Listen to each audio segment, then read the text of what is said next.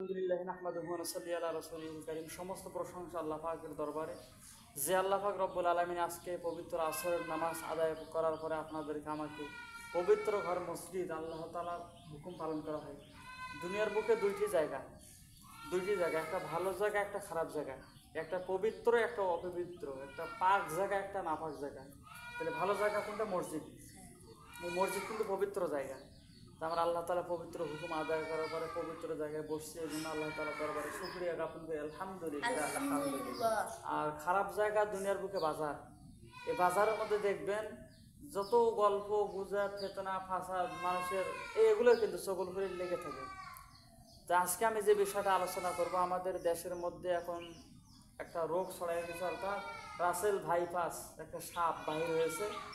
এই সাপ থেকে বাঁচার জন্য আজ থেকে 16-17 বছর আগেই বিশ্বনবী সাল্লাল্লাহু আলাইহি ওয়াসাল্লাম হাদিস শরীফের মধ্যে বর্ণনা করে গেছেন।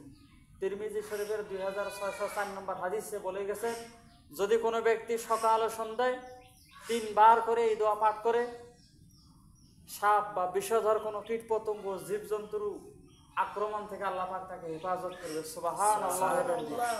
দোয়াটি হইতেছে, আউযু বিকালিমাতিল্লাহি তাম্মাতি মিন শাররি মা খালাক, আউযু বিকালিমাতিল্লাহি তাম্মাতি মিন শাররি মা খালাক।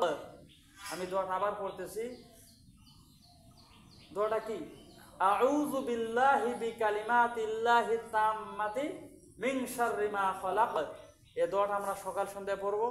আর যে সমস্ত ভাই যারা ভিডিও দেখতেছে, শুনতেছেন, বুঝতেছেন, এটা বেশি বেশি শেয়ার করা দরকার। কারণ শেয়ার, লাইক, কমেন্টের দ্বারা মানুষ জানতে পারবে, দোয়াটা শিখতে পারবে ইনশাআল্লাহ।